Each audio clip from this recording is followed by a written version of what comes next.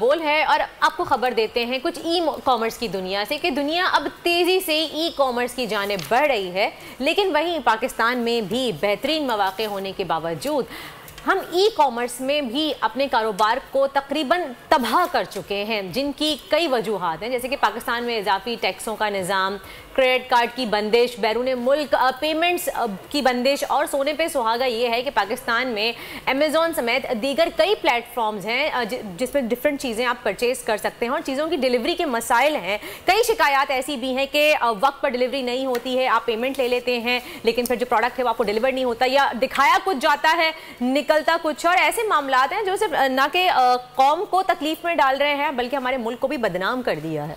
काफ़ी सारे पाकिस्तान के शहर रेड लिस्ट में आ गए हैं। वजह यह है कि इंडिया और पाकिस्तान ये दुनिया के वो मुल्क हैं जो इस वक्त ऑनलाइन स्कैम्स, ऑनलाइन फ्रॉड्स में सरे फहरिस्त हैं, टॉप पे आ रहे हैं। पाकिस्तान में कमेटी स्कैम आपने अभी देखा, एक वो फ़ोन आती थी कि जी बैंक अकाउंट्स की डिटेल्स दे दीजिए, आपका ATM कार्ड ब्लॉक हो गया, फिर बैंक से पैसे ट्रांसफर हो जाएंगे। फिर एक फ़ोन आती थी आपका रिश्तेदार पुलिस में बंद है, अगर आपने भी पैसे नहीं भेजे तो फ़ौरन से FIR कट जाएगी। वो भी एक स्कैम चल रहा था और इतने साइबर क्राइम विंग मैं समझता हूँ कि मुकम्मल तौर पर नाकाम है। ये जो बात अभी वर्दा ने कही, ये गेम शोज वाले मैसेज कि आपकी गाड़ी निकल आई है, ये लॉटरी के स्कैम, बहुत सारे स्कैम पाकिस्तान में हो रहे हैं जिसकी वजह से ई कॉमर्स बड़ा मुतासर हो रहा है। हाफिज अहमद एक्सपर्ट है ई कॉमर्स के हमारे साथ मौजूद। Hafiz Sahab, thank you so very much for giving us your precious time. क्या वजूहात हैं आपकी नज़र में, what are the main reasons कि हम अमेजॉन के बिजनेस से फ़ायदा नहीं उठा पा रहे और हमारे शहर रेड लिस्ट हो रहे हैं? मेन रीज़न ये है कि हम रातों रात अमीर होना चाहते हैं। हमारी पूरी कौम का ये मसला है। शॉर्टकट, वो ये देखते हैं कि अच्छा अमेज़ॉन पे अगर हम काम करेंगे, अगर अपना बिज़नेस शुरू करेंगे या फ्रीलांसिंग करेंगे, 6 महीने बाद, 8 महीने बाद या 1 साल के बाद जाके कामयाब होंगे, तो क्यों ना ड्रॉप शिपिंग में एक अकाउंट बनाएं, 20,000 की सेल करें, पैसे ले लें, प्रोडक्ट ना भेजें, अकाउंट बंद करके बैठ जाएं। इस तरह बहुत से लोगों ने किया है, सिर्फ पाकिस्तान में नहीं, इंडिया में बहुत से लोगों ने किया है। अब जाहिर है उससे होता यह है कि ओवरऑल उस कंट्री की रेपुटेशन ख़राब होती है। अब हमें अमेज़ॉन ने ब्लैकलिस्ट नहीं किया है, लेकिन हम ख़तरे में हैं इस वक्त कि खुदा न खास्ता ऐसा हो ना जाए, क्योंकि पहले भी अमेज़ॉन पाकिस्तान में था, 2015, 16, 17 तक अकाउंट्स बनते थे, फिर बैन हो गया था, 2020 में दोबारा आया, तो अब कहीं दोबारा हम उस तरफ ना चले जाएं। हालांकि ये इतनी बड़ी अपॉर्चुनिटी है हमारे लिए, अगर हम इसको सही तरीके से काम करें तो हम अपने मुल्क में आजकल आपको पता है जो हालात है, हमारे डॉलर्स की कमी हमारे यहाँ, तो हम डॉलर्स की कमी को सिर्फ अमेज़ॉन से पूरा कर सकते हैं। लेकिन उसके लिए शर्त यह है कि हमें सही तरीके से काम करना होगा। हम लोग यहाँ पे अक्सर लोग ऐसा करते हैं कि प्रोडक्ट बेच दी, पैसे ले लिए, क्योंकि अमेज़ॉन पे पैसे एडवांस में आते हैं। अगरचे अमेज़ॉन आपको 2 हफ्ते के बाद पे करता है जो भी आपकी पेमेंट होती है, लेकिन कुछ ऐसे तरीके होते हैं कि आप अमेज़ॉन से एडवांस पेमेंट भी ले सकते हैं। जी मुझे पैसे देते हैं, मैं प्रोडक्ट भेज दूंगा विदिन 2 वीक्स, और उसके बाद प्रोडक्ट नहीं भेजी जाती। तो ये बड़ी अफसोस की बात है।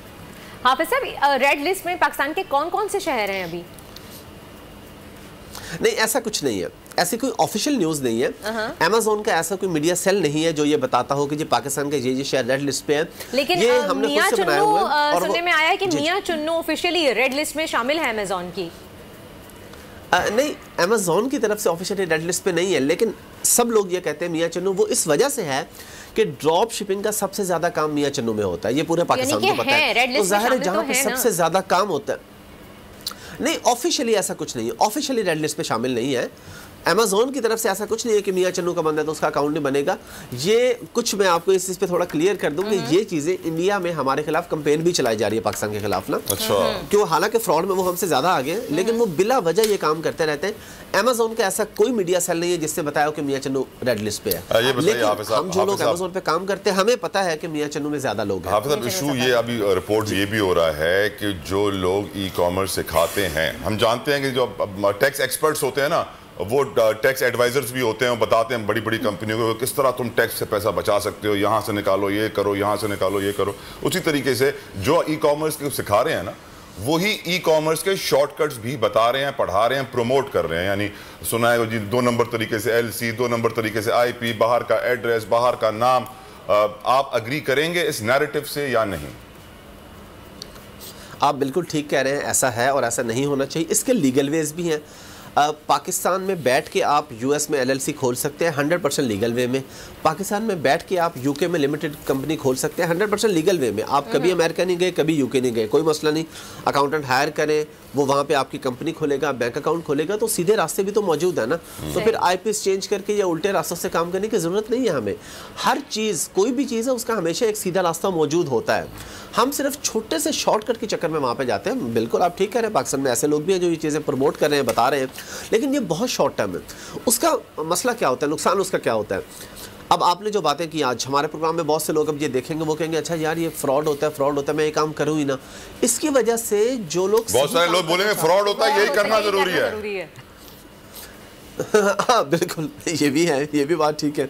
अच्छा, तो मसला ये है कि अगर हम इस तरह, जी हाँ, मैं ये पूछना चाहिए थी हाफिज साहब आपसे कि जैसे ई कॉमर्स में आप जो भी परचेजिंग करते हैं, जो भी बाइंग करते हैं, आपके साथ फ्रॉड हो जाता है, तो यहाँ पे कोई कंज्यूमर राइट्स नहीं है हमारे, जहाँ पे जाके आप कंप्लेंट दर्ज कर सकें या आपने कंज्यूमर राइट्स के लिए खड़े हो सके?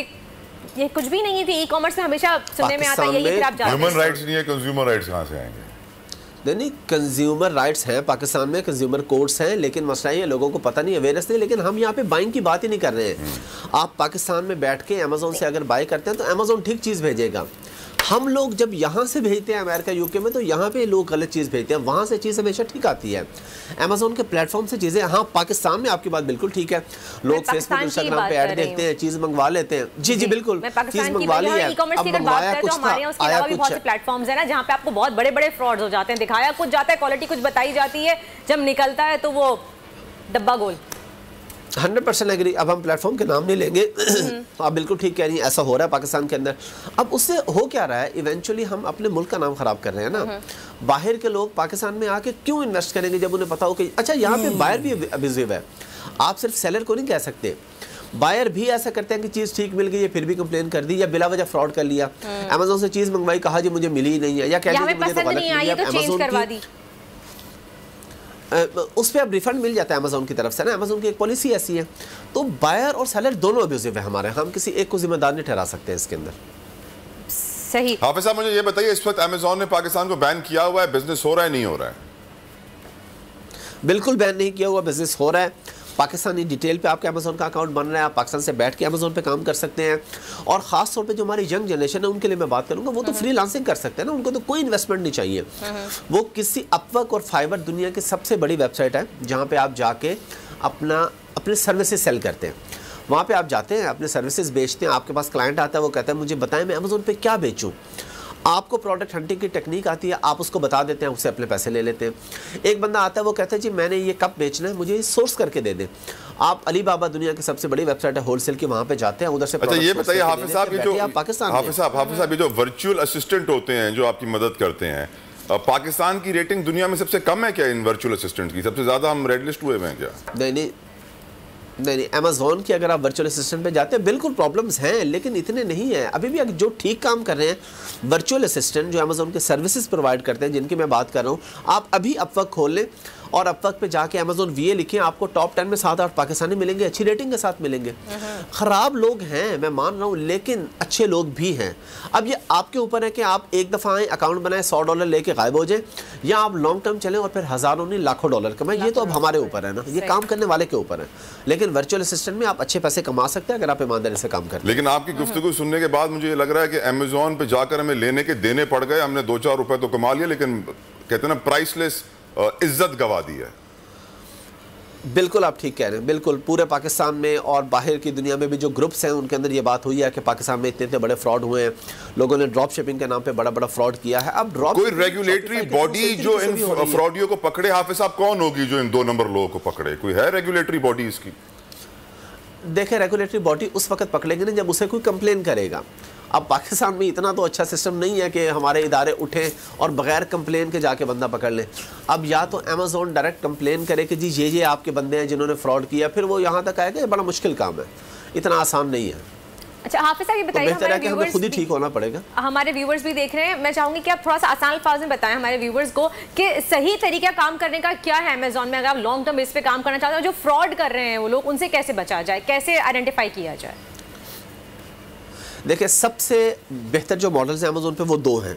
एक को हम कहते हैं प्राइवेट लेबल, आप अपना ब्रांड लॉन्च करते हैं। एक है होलसेल।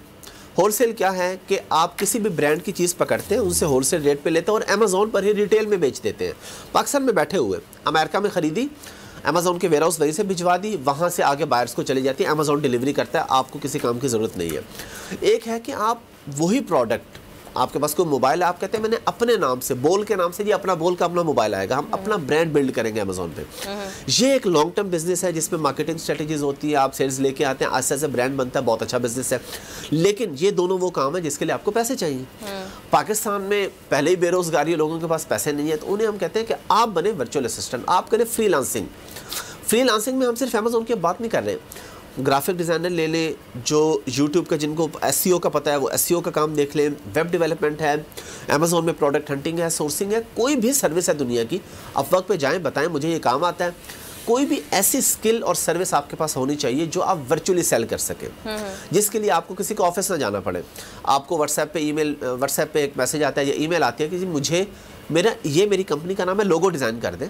तो अगर आप पाकिस्तान में बैठ के किसी अमेरिकन को लोगो डिज़ाइन करके दे रहे हैं तो आपको डॉलर में पे करेगा, जिसका आपको भी फ़ायदा होगा, आपके कंट्री को भी फ़ायदा होगा। तो ये बड़ा ज़रूरी चीज़ है, सिर्फ एक इनिशिएटिव लेने की ज़रूरत है, बड़ा आसान काम है, इसमें कोई रॉकेट साइंस नहीं है, कोई टेक्निकल बैकग्राउंड होना ज़रूरी नहीं है, इंग्लिश लैंग्वेज बहुत अच्छी होना ज़रूरी नहीं है। आपको बेसिक आती हो कि अपने समझा लें, दूसरे की समझ लें, रिटर्न में है, ट्रांसलेटर भी यूज़ कर सकते हैं। बस मैं यंग जनरेशन और यूथ को यही कहूँगा कि इस वक्त हमारे मुल्क को डॉलर्स की बहुत ज़्यादा ज़रूरत है। फ्रॉड से कैसे बचा जाए, उस अकाउंट को कैसे आइडेंटिफाई कर सकते हैं हाफिज साहब, यही बताइएगा प्लीज अमेज़ॉन पे।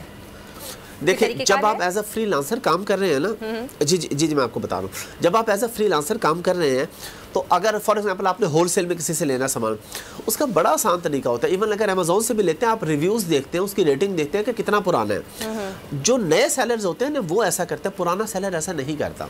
जिसको पता है कि मेरे 10,000 रिव्यूज़ हैं अमेज़ॉन पे, मेरी 50,000 रेटिंग्स हैं अमेज़ॉन पे, वो अपनी रेटिंग ख़राब नहीं करेगा।